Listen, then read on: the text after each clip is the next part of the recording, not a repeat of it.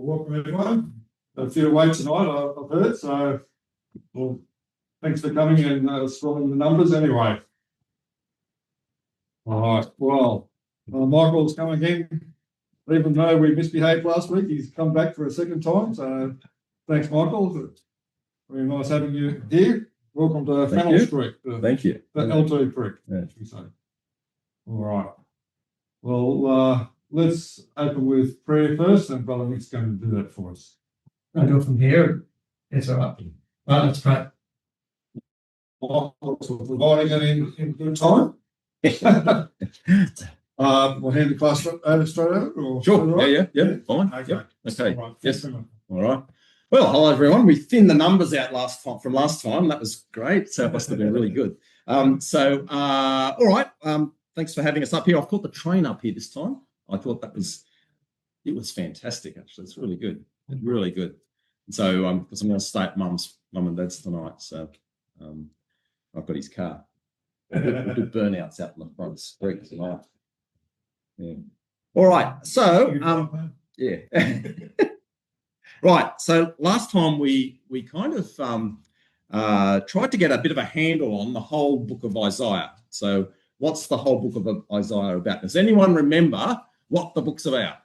If you were going to try and summarize it and sort of short sentence or a couple of verses, what would you say it was about?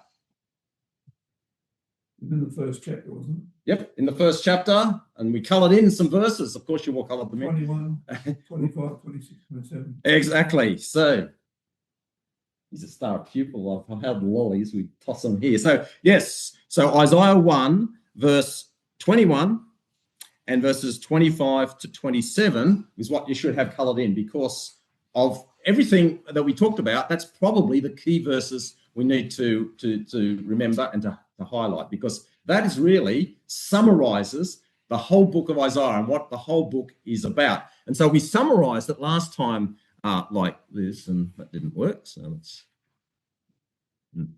let me try this.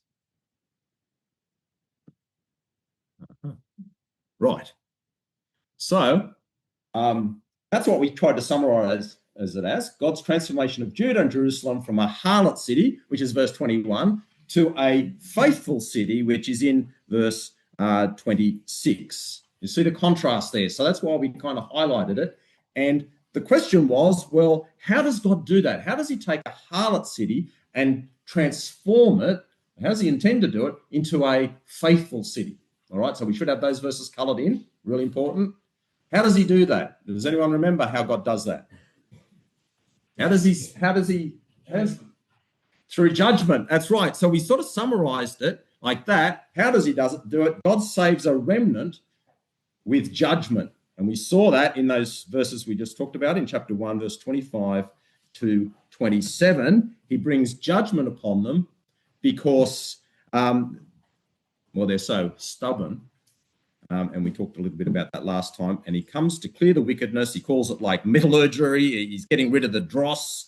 And takes away all the tin, verse 25, and he restores good judgment and good leaders. All right. So that's how he's going to do it, but he has to bring judgment. And what he actually does, we highlighted last time, what he does is you'll find right through Isaiah, there's these three incidents are mentioned, these three crises, if you like, crises that are mentioned. This is how he redeems a remnant with judgment.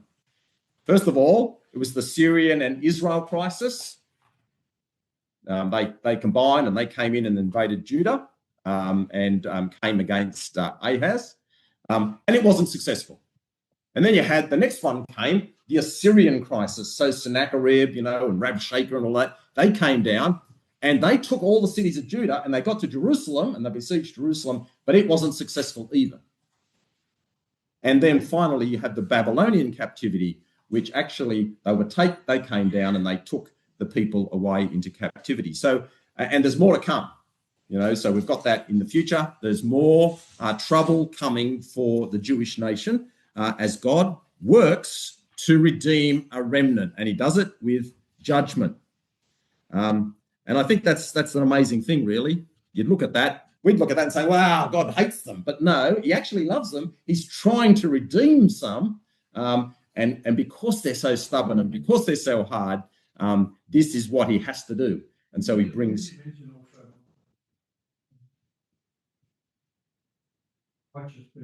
Yes. Disappearing, and you made the point that, well, they're not actually, they might be disappearing, but it's sort of better. Yes.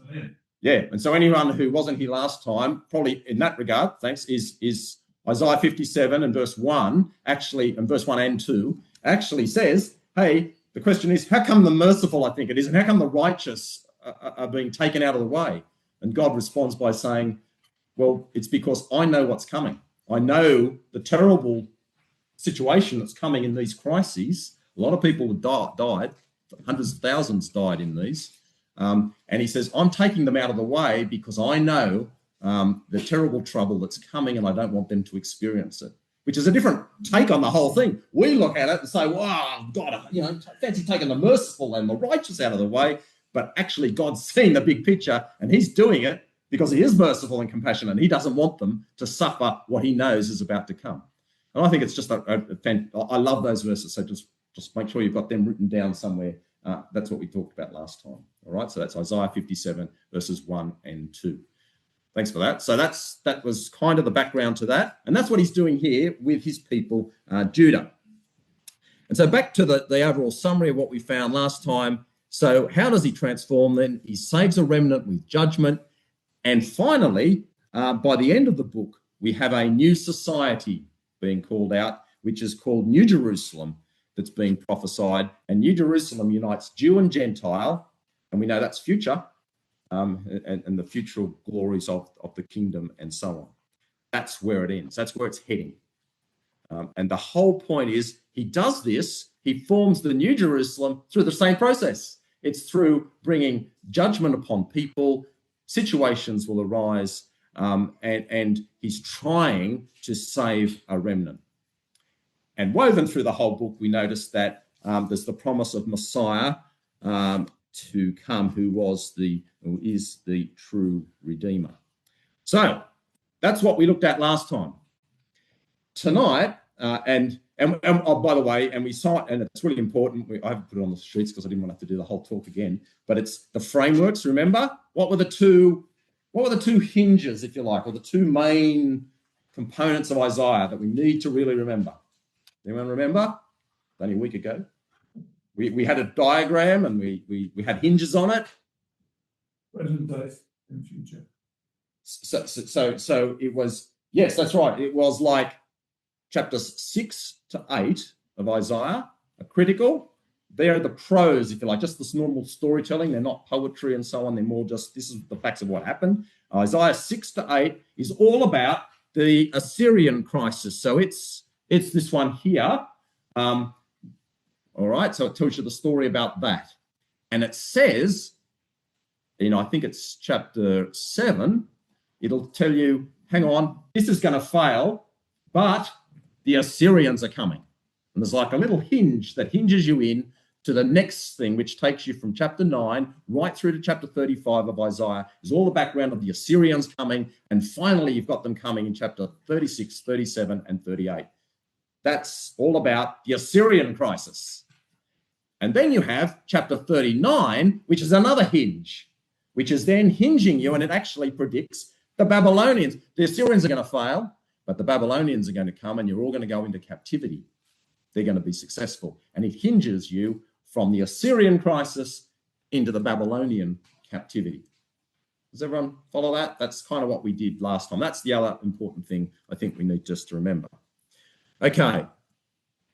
So, where do I want to go? Right, forward. So, tonight what we want to do is actually start the prologue. Now, tonight we're only going to do chapter 1, which is really the beginning of the prologue. And I'm going to suggest to you that the prologue of the whole of Isaiah goes from chapter 1 through to chapter 5, to the end of chapter 5. Now, before we start showing you that, does anyone know what a prologue is? Comes before the log. Yeah, very good. Very good. Well, what's a prologue? Does anyone know in a book? Right, okay. So a prologue of the book is something that you might read if you open up a book. It might have and they don't all do, but sometimes there's a prologue in a book, and it's basically an introductory scene of a book or a film. It could be a film where, it's suddenly to get you into the film or into the book, it'll throw up some of the key characters, maybe at some event that happens, and it grabs your interest and sets the scene for what you're going to experience as you read the whole book, or what you're going to experience as you see the film. All right, so that's what a prologue is. It actually introduces the theme, the key characters, the tone to be set in the rest of the film or the book.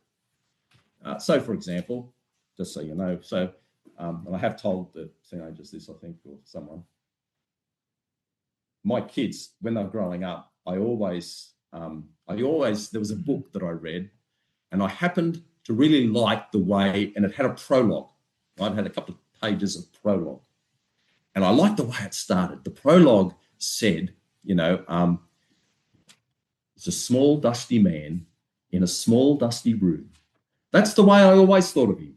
Just a small, dusty man in a small, dusty room. Now, that's the opening lines of that prologue of that book. And I used to quote this to the kids all the time, when they were growing up. So when I turned 60, they actually they blew it up into a huge big poster thing, the first page of the prologue. And so they've got it up, and there in my office, in my study, it's up on the wall, and they've got it in a frame, and the whole thing's on the wall. This prologue, and it says prologue, and it starts with that. Now, the interesting thing, 233 pages later, the book ends like this.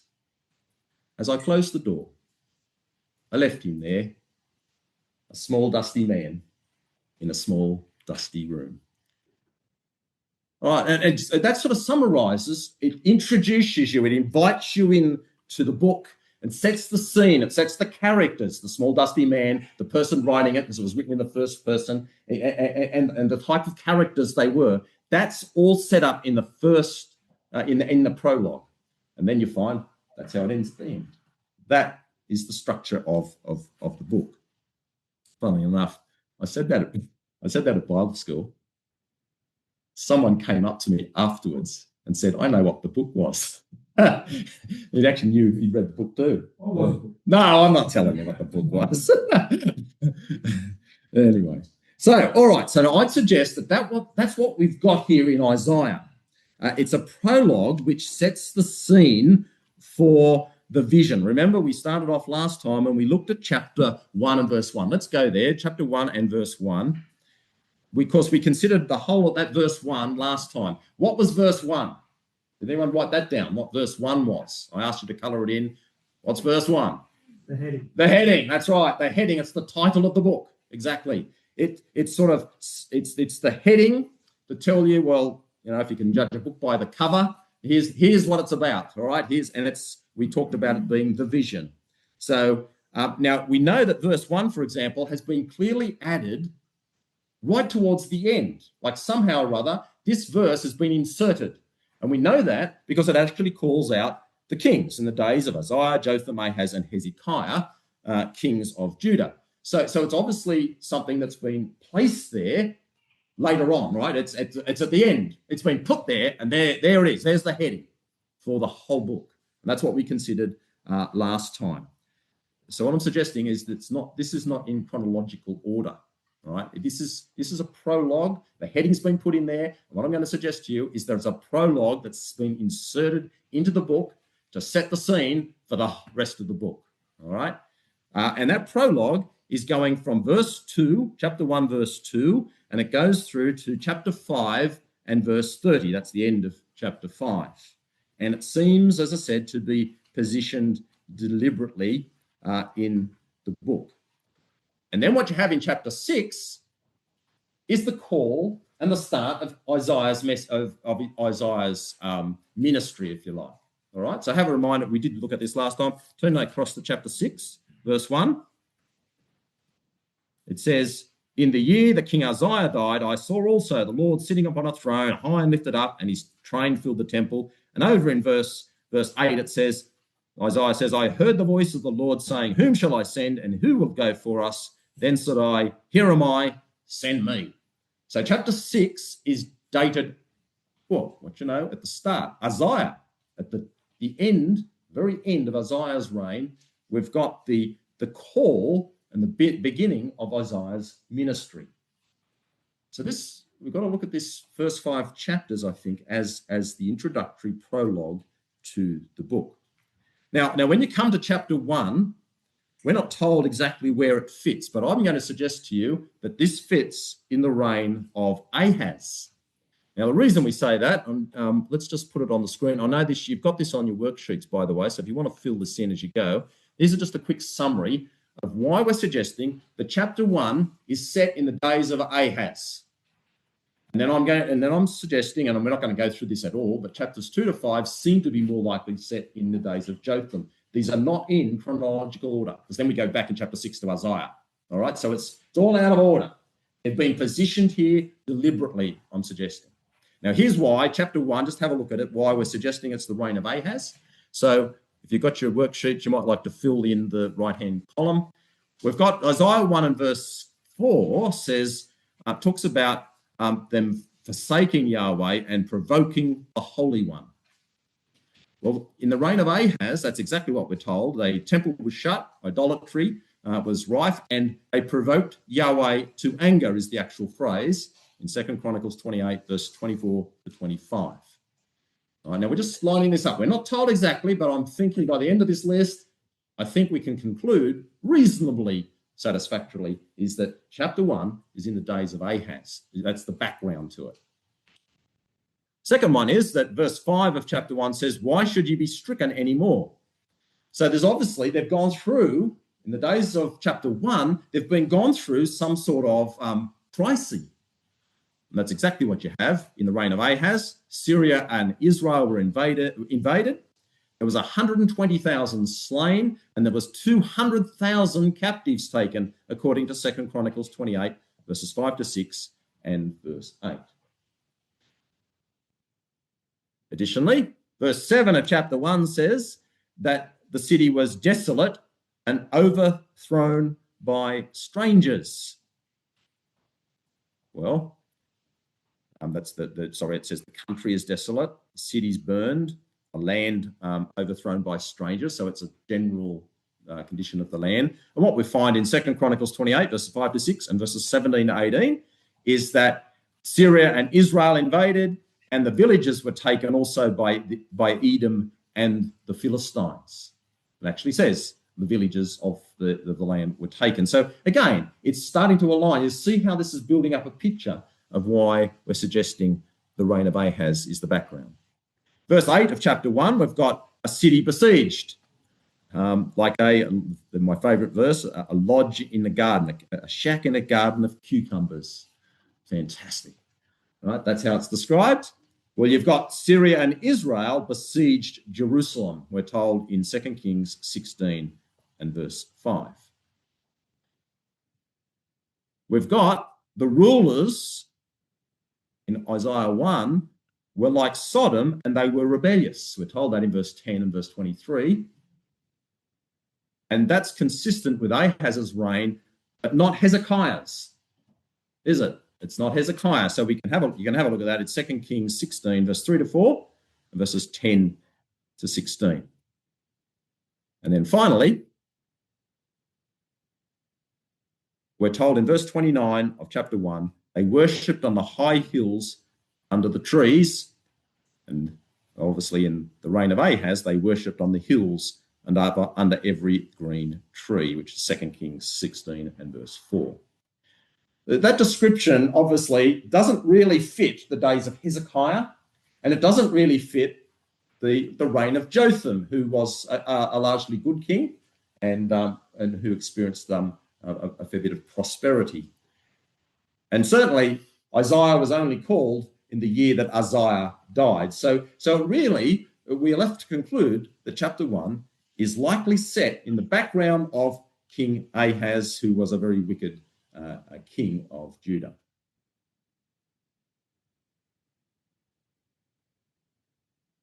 Is there a reason it's not in chronological order? Well, the reason is because I think he's setting this up deliberately to be the prologue for the whole book. He's capturing, and in chapters 2 to 5, he's pulled out stuff out of, I think, Jotham's reign. is more suitable for that, where there was prosperity and so on. And I think what he's done, and he's pulled out the heading, bang, that's chapter verse 1, and now it's setting up a prologue, and you'll see in a minute there is a structure to this.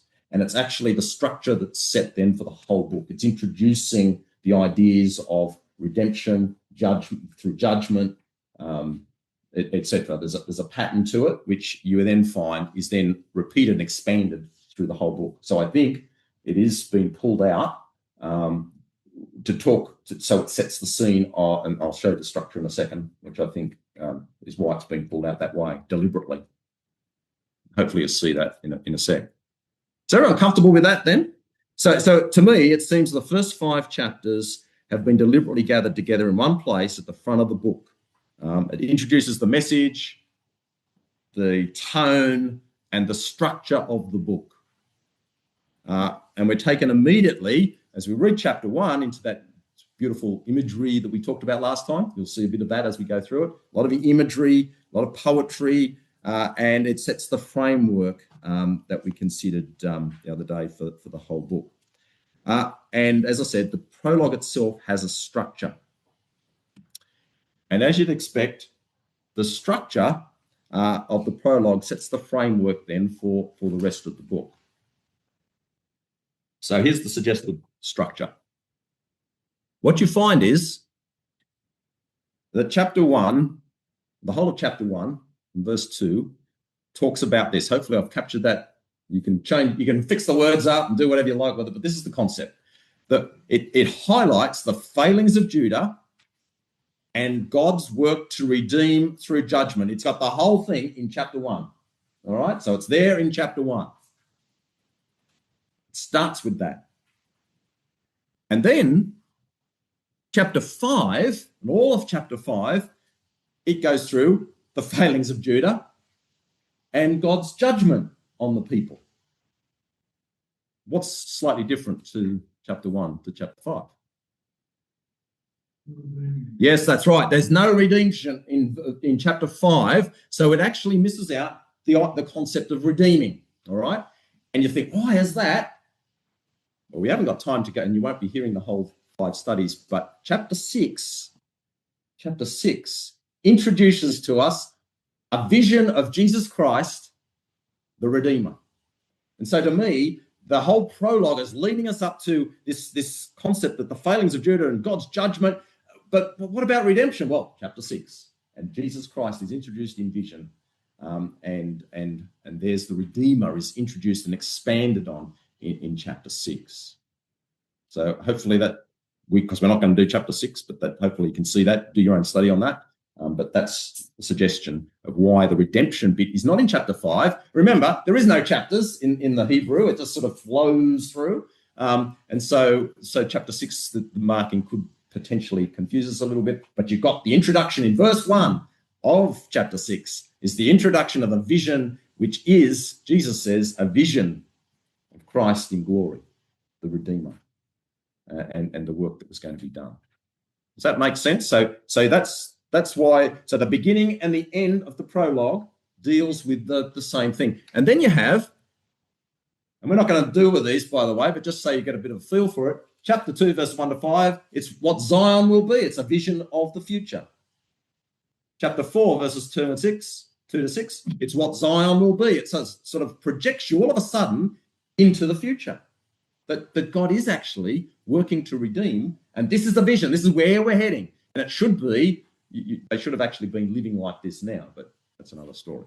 And finally, in the middle, we have chapter 2, verse 6 through to chapter 4, verse 1, is all about judgment on the proud and the self-reliant. This seems to be the structure of the prologue. And it really sort of perhaps sets the scene for the whole book. It shows you what it's about. It shows the current failings of his people. It shows God's judgment. It shows him wanting to cleanse and transform and redeem a remnant.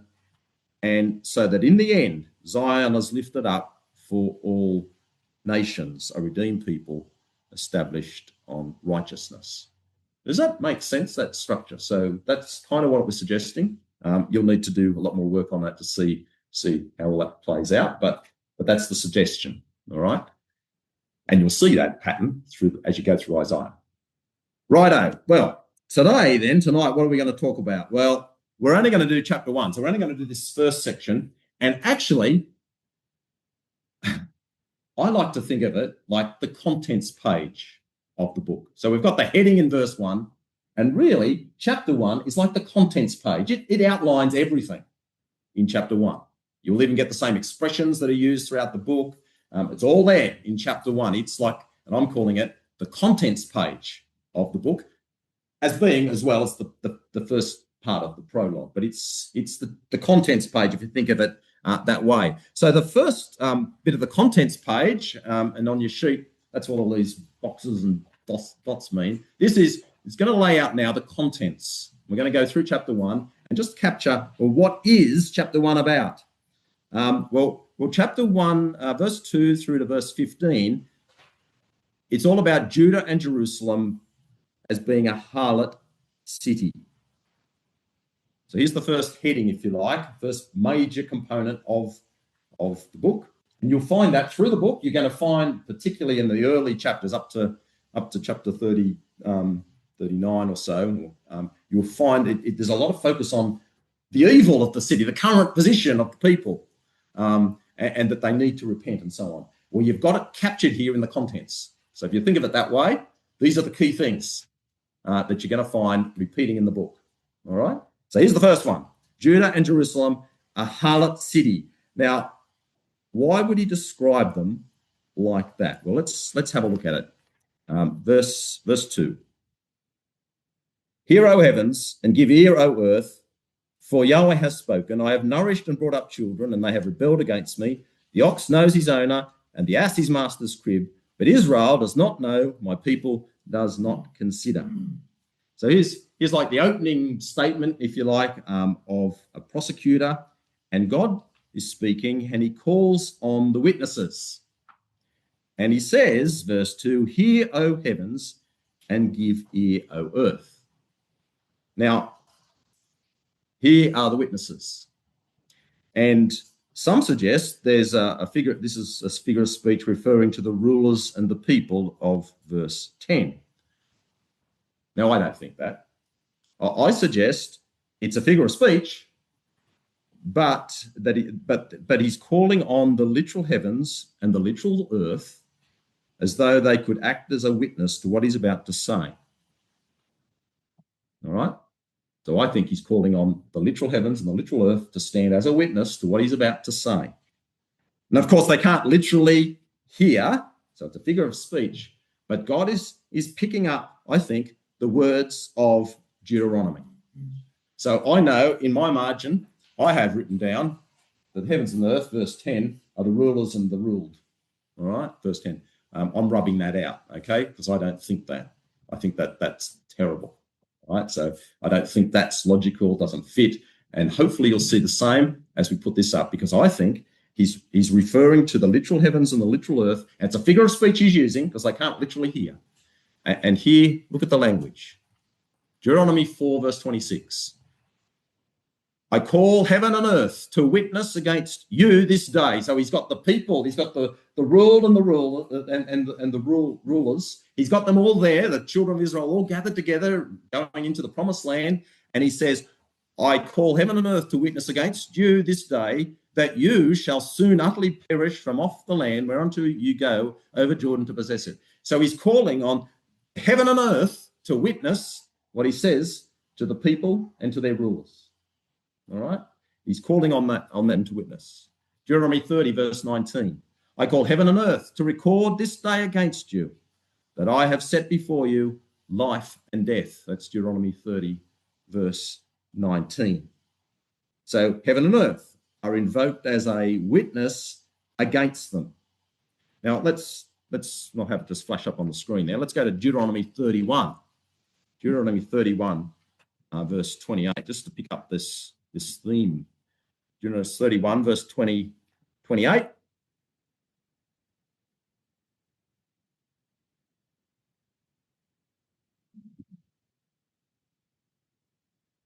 Notice what he says. Deuteronomy 31, verse 28.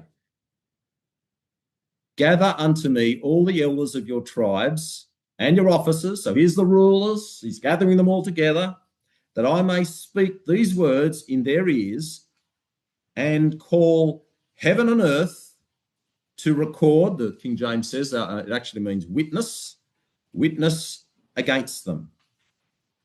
So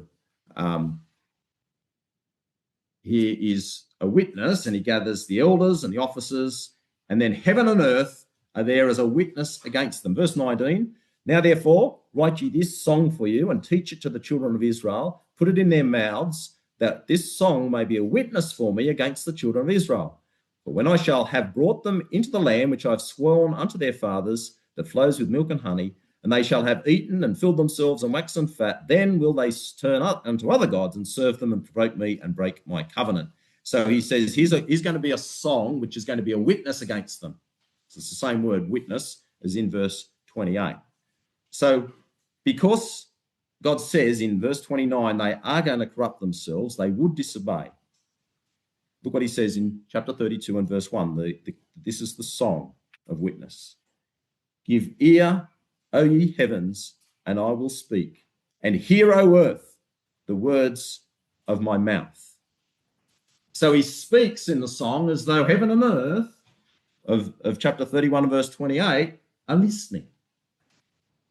The words of the song were to stand as long as heaven and earth could witness, despite the nation corrupting themselves. I think that's the point. What's the one thing that is each generation, one generation passes, the next generation comes, things move on. But the one thing that's constant is the heaven and earth, and they're a constant witness to what God had said. And so the witness to this song, heaven and earth, they were there the whole time when the song was first given. They were still there in Isaiah's day. They were constant, the same heaven and earth's there now. And they were to be a witness. It's as though they heard what was said, and they're still there. So the song is designed to get each new generation to remember the warnings. I think that's the point. And so when you go back to Isaiah chapter 1, so many hundreds of years later, after they've gone into the promised land, Isaiah calls out their current situation, and he opens up with the words taken from the Song of Witness in Deuteronomy 32 and verse 1. And it's designed to take them back to the words of the song, because there's so many, and we're only going to touch on a couple of them here. There's so many ideas in Isaiah 1 that are taken from Deuteronomy 32. It's the same heaven and earth in Deuteronomy is still there as a witness of what God had said, and judgment was therefore coming. Yeah. I guess that's not a figure of speech. It's a figure of speech in the sense that heaven and earth can't hear. It literally. Well, yeah. But in contrast, later on, Israel would say, God doesn't speak. But yes. Heaven is witnessing.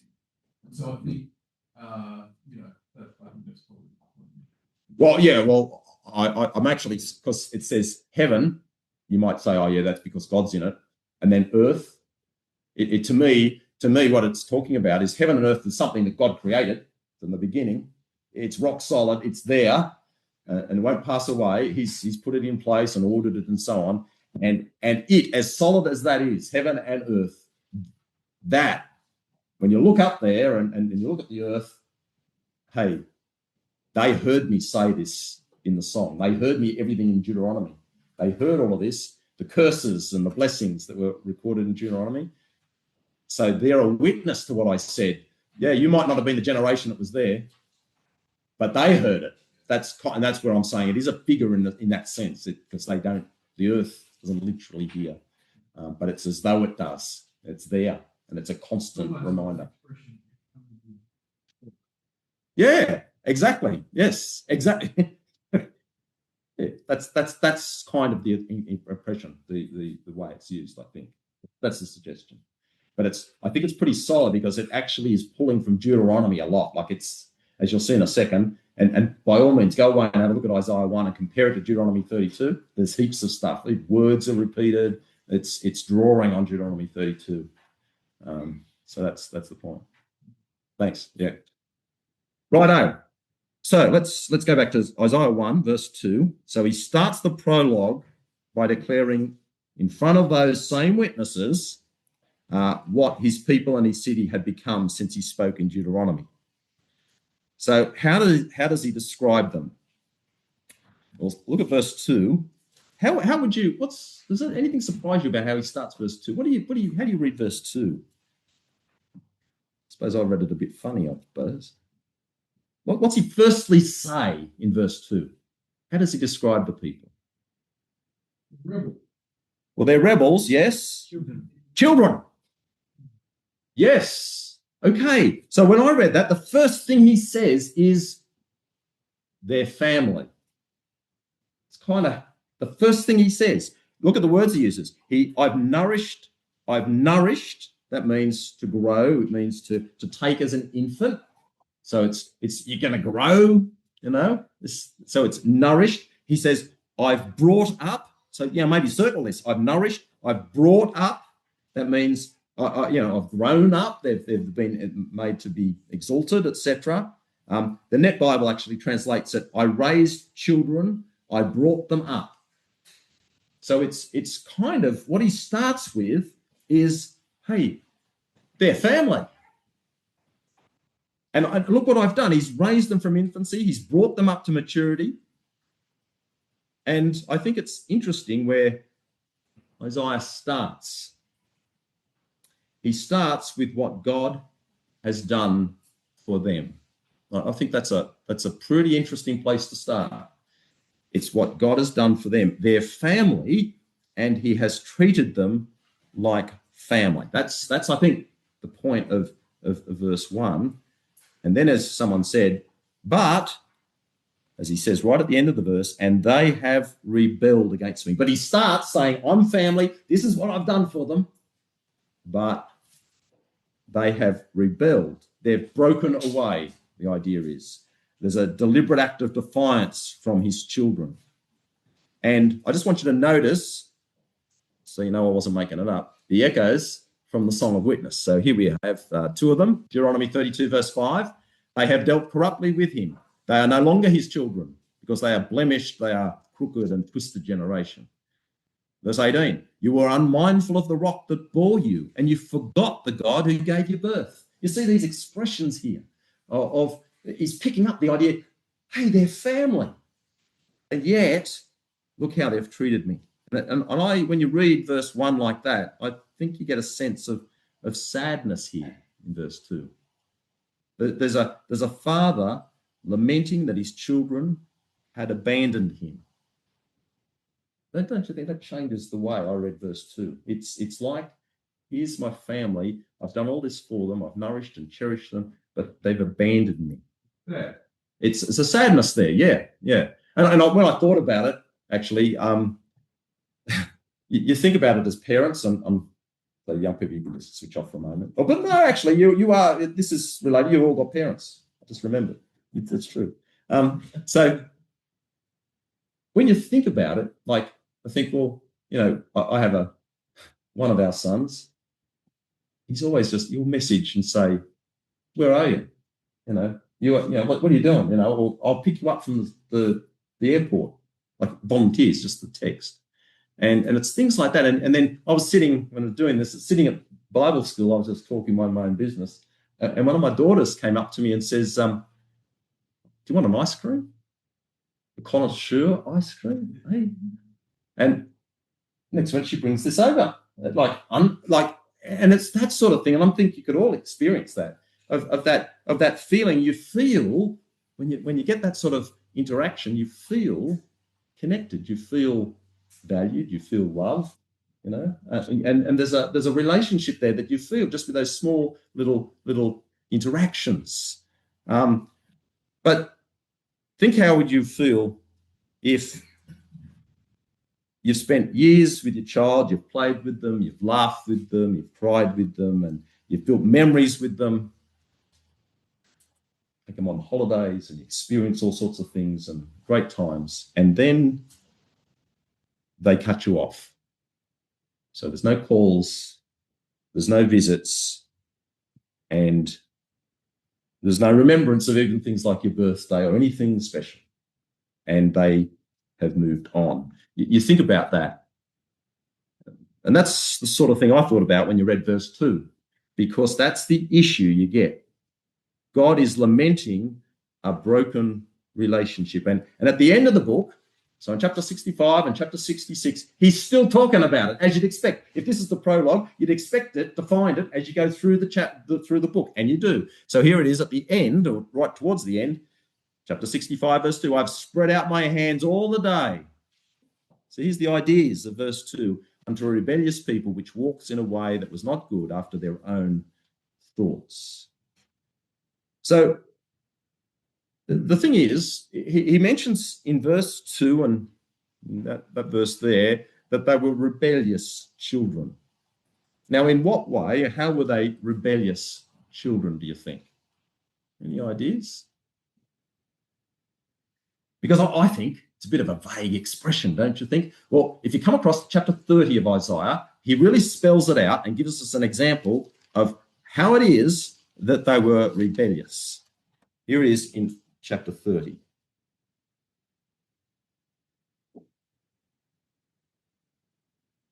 So Isaiah 30, verse 9,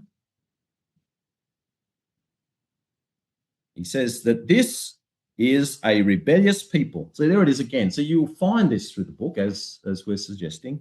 This is a rebellious people, lying children, children that will not hear the law of Yahweh. So here's a summary of their rebelliousness, all right? So he in verse 9 here, he describes them as rebellious because they're lying children and because they didn't want to hear what their father, wanted.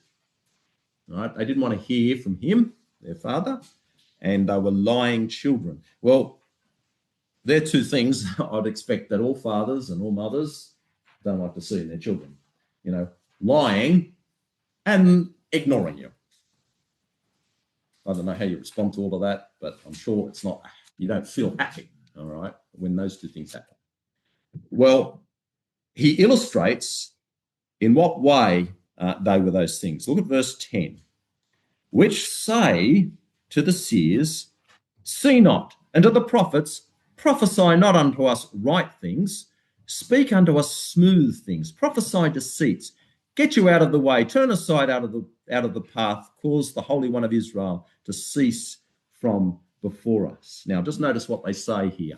You see, I think it's really critical that we think about this. How were they rebellious children? Well, look at they say in verse 10, see no more visions, see not, to the prophets, prophesy not. So see no more visions. We don't want to know.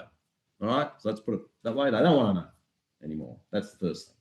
What else do we notice? Well, verse 10 says, don't prophesy unto us right things. Right? We don't want to don't tell us what's right. Right? We don't want that. We don't want to know what's right.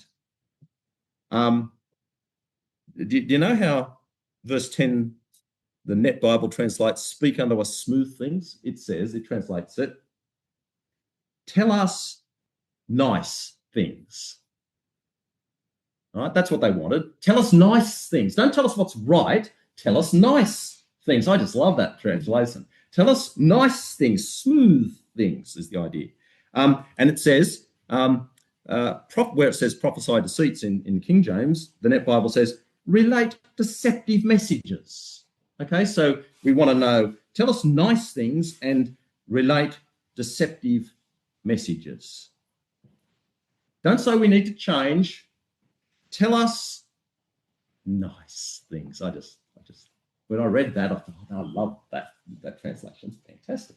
That's what it means, but they put it that way. Tell us nice things. And I would suggest to you that nothing much has changed, really, has it? Because sometimes we might feel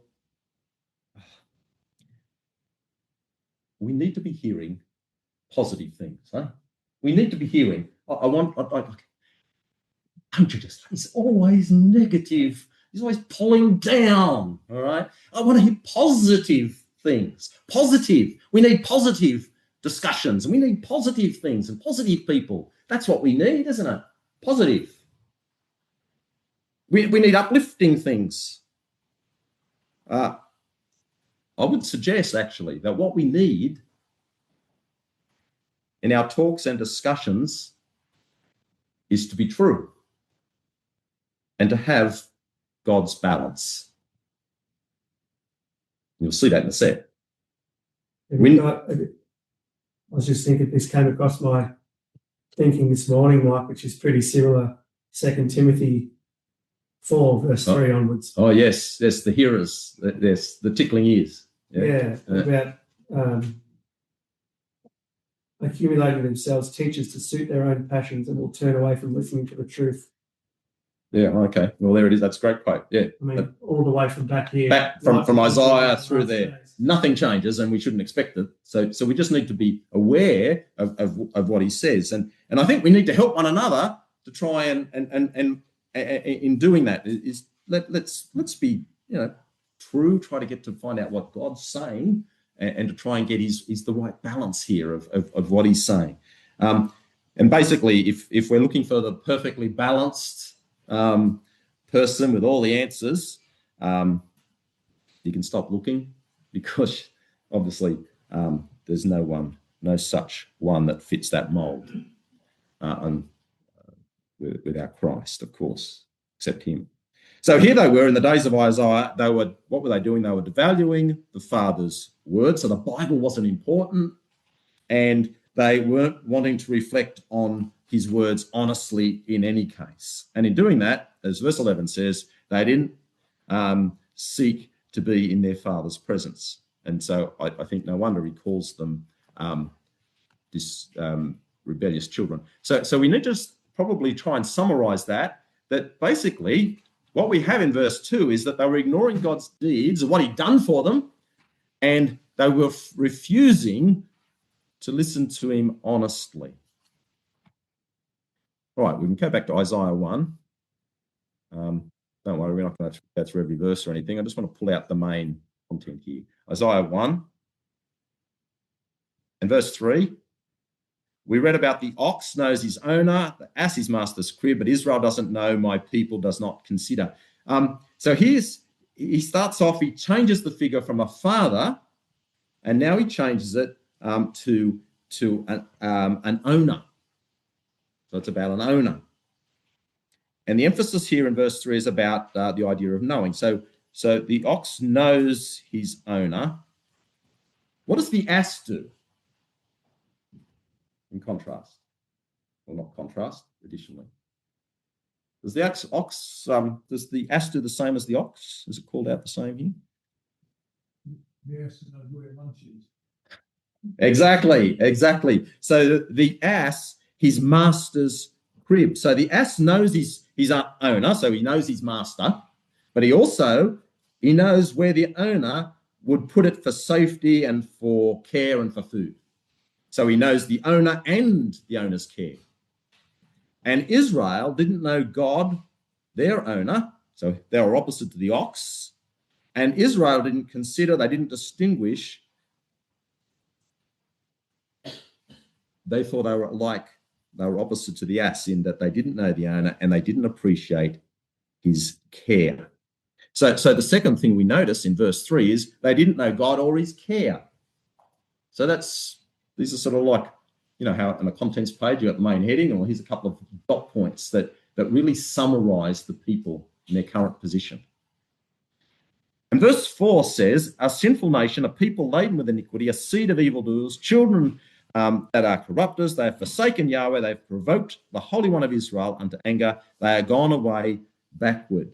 So he now turns from talking to the heavens and the earth as the witness. He's now talking to the nation itself, and he talks about their iniquity and their sin and their corruption on all levels, and it's contrasted with, you'll notice, the Holy One of Israel. Now that's a phrase used 25 times in Isaiah and only 7 times in the rest of the Bible. So it's interesting in terms of how it's used. So What were they actually doing? Well, you'll notice they have, and I've coloured that in verse 4. See, it says this is what they've done. They have, halfway through it, they have forsaken Yahweh. They have provoked the Holy One of Israel unto anger. They are gone away backward. So they've forsaken him, they've abandoned him, they've provoked him, they've despised him, and they've gone away backward. They've turned their backs on him, as the NIV translates it. So there's the third point. They've abandoned God. That's what they've done. Now, I want you to notice the language used to describe the nation. Notice what they've done. They've refused to hear him. They've abandoned God. But notice how it's described there, right? They've forsaken him. They've provoked him. They've turned their backs on him. Well, you read this in Isaiah 50. The Lord God hath opened mine ear, and I was not rebellious, neither turned away back. I gave my back to the smiters, my cheeks to them that plucked off the hair. I hid not my face from shame and spitting. You see, what I think he's doing is the exact opposite to the nation. And obviously, this is in the context of the Redeemer. And I think it's as though Isaiah is deliberately using the words here at the start of the prologue so we can see the contrast with the Redeemer as we work through the book. And is the exact opposite to the nation's position. I think it's just sort of see that as you're reading, all right? So it's just trying to help us as we read. Right, verse 5 and 6. Why should ye be stricken any more? Ye will revolt more and more. The whole head is sick, the whole heart faint. From the sole of the foot even unto the head, there is no soundness in it, but wounds and bruises, putrefying sores. They have not been closed, neither bound up, neither mollified with ointment. So he says, why should you be stricken, beaten anymore? So they'd already been beaten in the days of Ahaz, as we saw, Syria and Israel, the Edomites, the Philistines had come in, captives had been taken, but there'd been no response. They'd just continued unchanged. Their rebellion continued, and he presents the nation as a really sick body. The head's diseased, the heart's faint, the whole body's, actually, see where it says putrefying sores, that's the Strong says that's moist. They're dripping. So it's a really graphic, this is part of the graphic language of Isaiah. It's this imagery where you've got, they're dripping, they're oozing, if you can think of that. The sores just open and just oozing pus or whatever out of it, all right? That's the kind of picture that he paints. All stratas of society, all the body, the rulers, the people, the priests are like a person with leprosy. And I think the point is there was no one to cure or to heal. The body had open wounds, it says at the end of that verse 6. There was open wounds, there was no cleaning, there was no bandaging, there was no ointment applied at all at the end of verse 6. Now, what could cure these wounds and bruises? Who could save them? Well, the only one who could and was interested was God. And that's the story, I think, of Isaiah. God's work to redeem his people comes out in a wonderful contrast. I think when you think about that, does anyone think what would be the opposite to what we've just read? Chapter in Isaiah that introduces the Redeemer. Yes, okay. So here it is, Isaiah 53, verse 4 to 6. Surely he hath borne our griefs. There's the word sick in verse 5 of chapter 1. And carried our sorrows, yet we did esteem him stricken, smitten, that's the word stricken in verse 5 of God, and afflicted. He was wounded for our transgressions, he was bruised for our iniquities. Chastisement of our peace was upon him, and with his stripes, that's the bruises of verse 6, we are healed. And Yahweh has laid on him the iniquity of us all. So it's as though he picks the same word picture and the words, and he says, God lays on his servant the iniquity of his people. Here again, I think, right at the start of the prologue, he's using words that he's going to be able to pick up later about the work of the Redeemer. So verse 7 and 8, you've got your country is desolate, your cities are burned with fire, your land, strangers devour it, your presence, in your presence, and it is desolate and overthrown by strangers. The daughter of Zion is left as a cottage in a vineyard, as a lodge in a garden of cucumbers, as a besieged city. So when you read that, verse 7, it's all about it being desolate, it's burned with fire, it's strangers devour, it's desolate. That's the picture of verse 7. And then verse 8, Rotherham tells us the poetry. He sets it out like poetry. So what he's got is this. He's got as like the main line. Think about the main line and then dot points under it, right? So this is the main line, he says. And left is the daughter of Zion, and here's the dot points, like a hut in a vineyard, like a lodge, like a city besieged. See, this is the poetry, if you like, the little dot points. This is the structure. Now, what do you notice when you read verse 8? What's the feeling you get out of verse 8? What's the picture? He uses some words there that's particular. You notice it says, how does he describe Zion? It's the daughter of Zion. And you've got this, there's certain vulnerability about verse 8. She's been left. And the Net Bible actually adds the word left isolated. So it's not just Zion, it's described as the daughter of Zion is left isolated. She's alone, just like a hut, a shack, a city besieged in a cucumber field. No humans, just cucumbers. That's the sort of picture you get, right? A hut in a field. And I think it's an amazing picture of verse 8 of vulnerability, of isolation, of desolation. They'd abandoned God and now they're alone because there's nothing else if you abandon God. The word lodge sort of indicates, well, it sounds like some, grand sort of building, but it's just a hut. It's a hut. Yeah, that's right. A little shack. Temporary. It's a temporary shack. Yeah, exactly right. Yeah, it's a shack. The word's used like that. It's shack and yeah. Is there still an element of pity in verse 8? He's still referring to this rebel, corrupt, putrid entity as the daughter of Zion.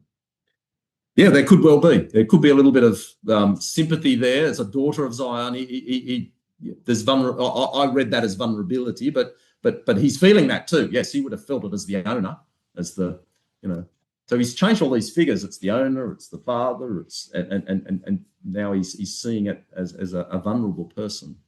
That could be it.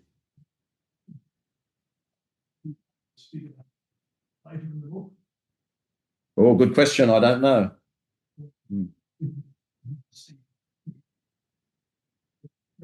Yes. Oh, yes, it would be. Yeah. But I haven't the use of cucumbers. I haven't actually looked at that. Yeah. Righto. So we've got to just sort of move on there. So in verse 9, he introduces for the first time that God is working amongst them to judge them, to save a remnant. You'll notice that, verse 9, except Yahweh of hosts had left unto us a very small remnant. So here's our little introduction into that idea that he's trying to save a remnant. We should have been as Sodom and we should have been like unto Gomorrah.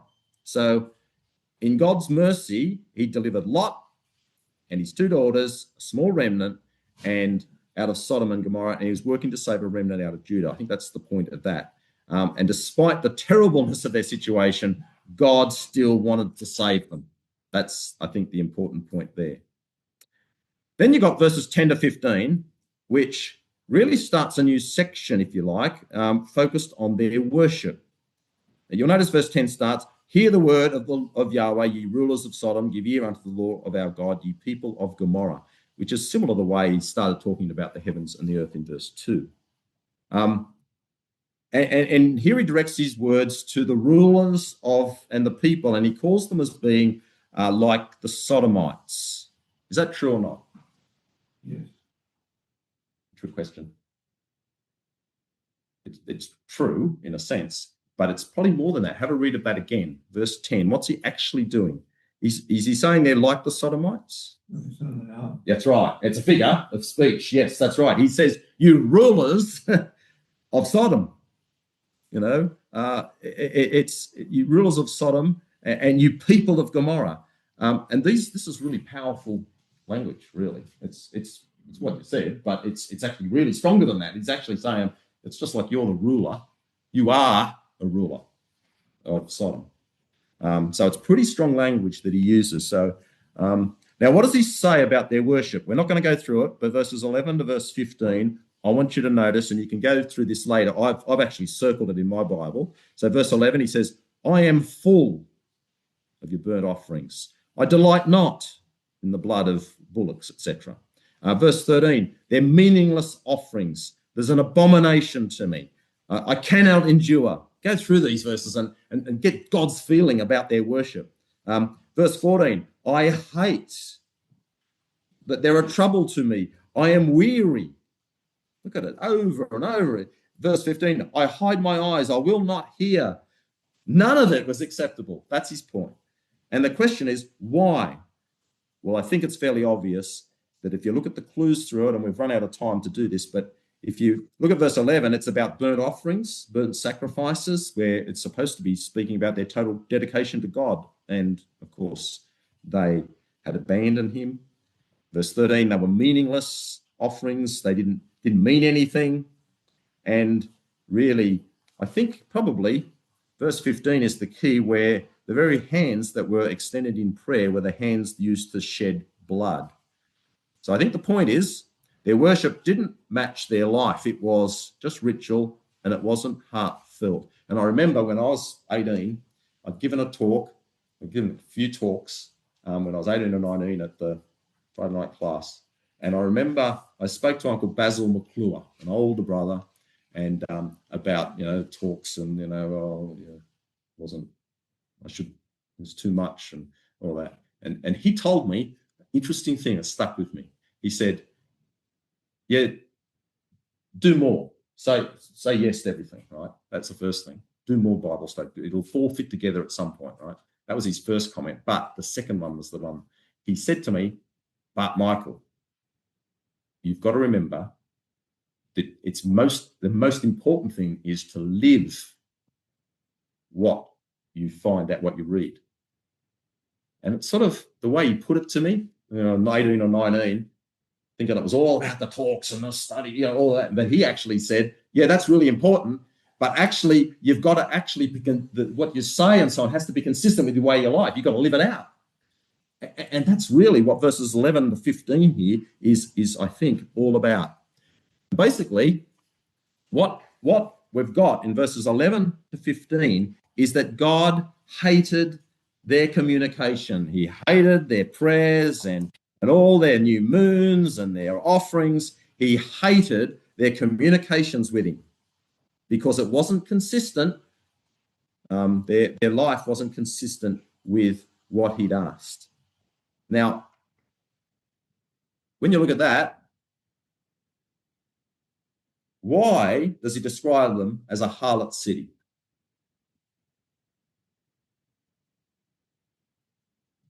Because they love someone else. Yeah, exactly. You can put it that way. I've put it this way. The relationship with God was broken.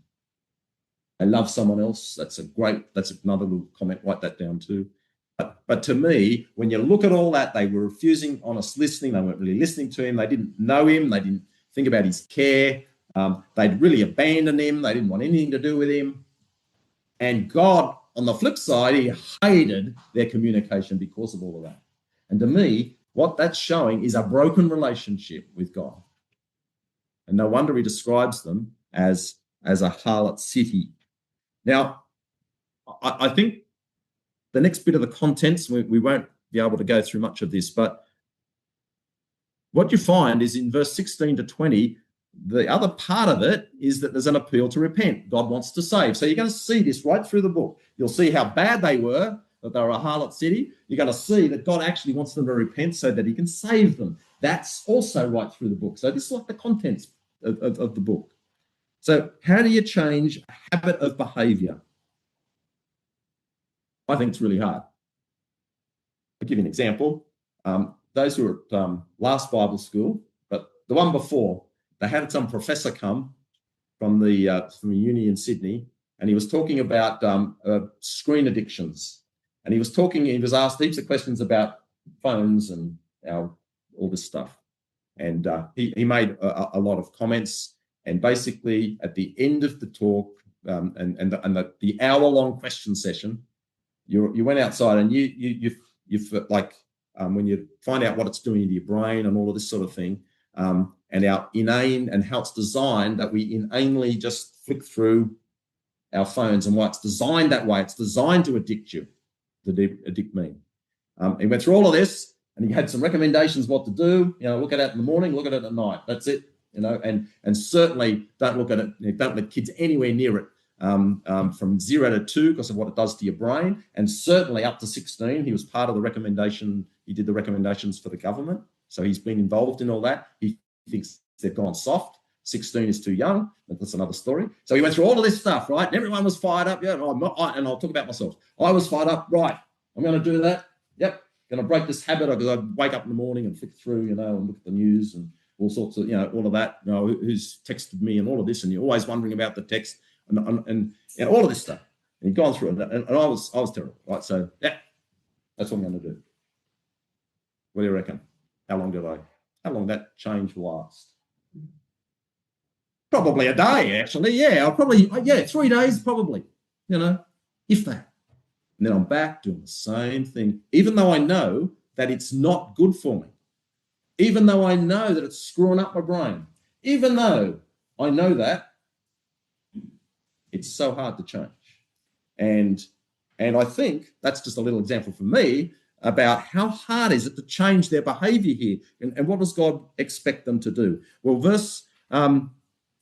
what's God's answer then that he says? Well, verse 16, wash you, make you clean, put away the evil of your doings from before mine eyes, cease to do evil, learn to do well, seek judgment, relieve the oppressed, judge the fatherless, plead for the widow.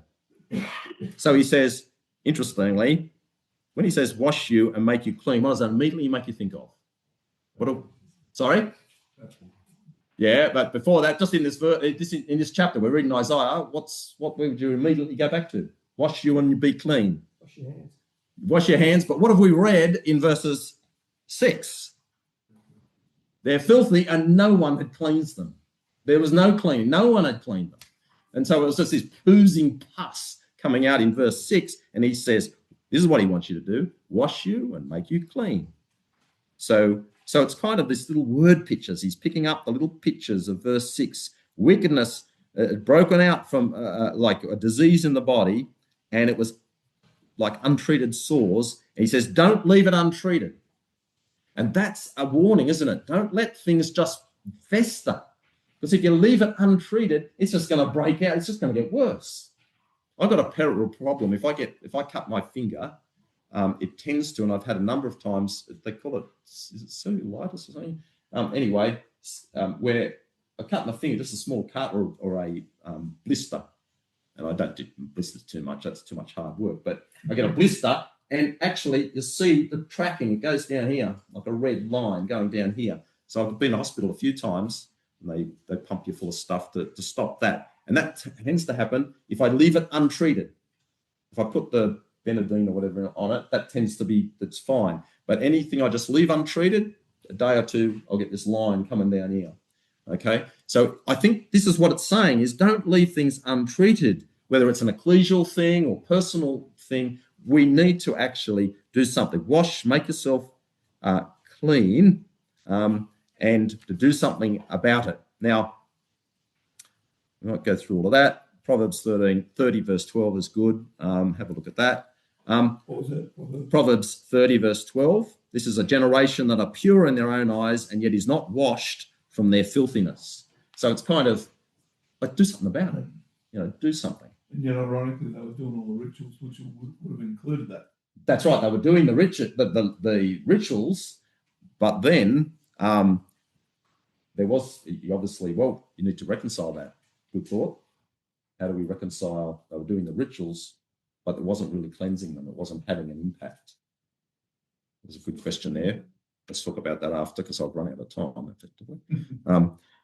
Let's just think, though. He says, stop practicing evil, put away the evil, Change your habits. See, there's the negative thing. When we started where we don't like the negative things, well, unfortunately, perhaps God's instruction is put away the evil. Oh, it's so negative.